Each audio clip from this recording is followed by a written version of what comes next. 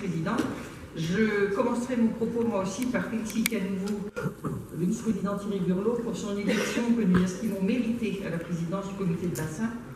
Nous y voyons effectivement la reconnaissance du travail à la fois stratégique et de proximité et du travail de concertation pour la reconquête de la qualité des eaux en région de Bretagne, puisque la Bretagne est la seule région d'Europe à sortir des contentieux alors que d'autres y entrent.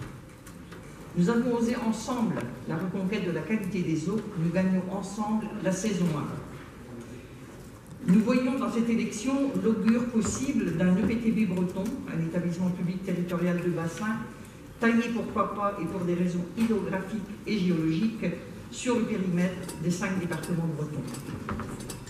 Nous y voyons pour le nouveau président des responsabilités accrues pour une période où le pilotage opérationnel d'une grande partie des politiques du grand cycle de l'eau a été transféré par l'État aux nouveaux EPCI issus de la nôtre. Le plan Algues Vertes 2017-2021 est de fait indissociable de la GEMAPI, gestion des milieux aquatiques et prévention des risques d'inondation. Nous savons tous qu'il n'est jamais prudent de s'endormir sur ses lauriers. Concernant les graves problèmes liés à la prolifération des algues vertes, Jean-Yves Le Drian, alors président de région, affirmait dès 2008 « La Bretagne est malade, mais elle se soigne ». Cette lucidité, le travail d'écoute et de conviction, le travail partagé avec les scientifiques, les associations d'agriculteurs et des collectivités ont abouti à des projets de territoire coécrits et mis en œuvre avec efficacité, il faut le reconnaître, au regard des résultats.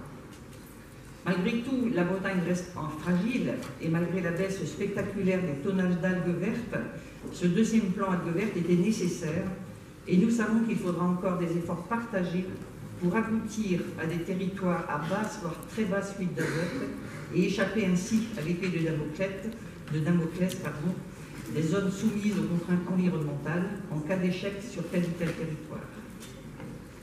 Le brassage des opinions, des idées, des expertises, y compris scientifiques, reste lui aussi nécessaire. Nous devons rester vigilants, car si nous savons le problème des algues vertes, nous savons aussi les problèmes des algues brunes et des algues bleues. Monsieur le vice-président, en commission, j'ai retenu de votre présentation des bordereaux vous concernant que la Bretagne devait devenir, le plus vite serait le mieux, le foyer de départ de l'innovation des transitions écologiques.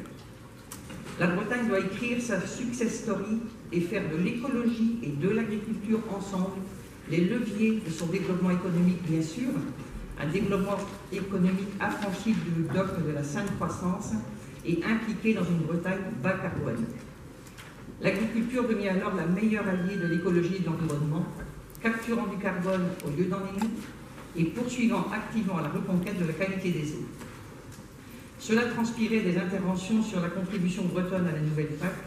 Nous avons la chance ici d'avoir deux vice-présidents rassembleurs, Thierry Burlot pour l'eau et l'environnement, Olivier Alain pour l'agriculture et l'alimentation.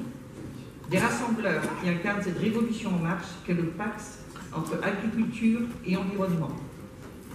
Plus que jamais, la production alimentaire en Bretagne doit monter en gamme pour dégager de la plus-value économique, humaine, sociale et environnementale.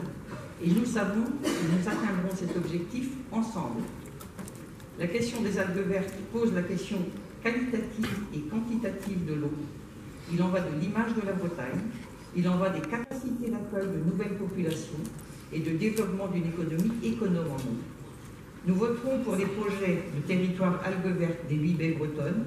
Ce sera de notre part un vote d'adhésion à la démarche et de soutien à la diversité de ses acteurs. Un vote d'adhésion à cette prise en main de notre destin dans lequel l'eau tient une place vitale et stratégique. Merci.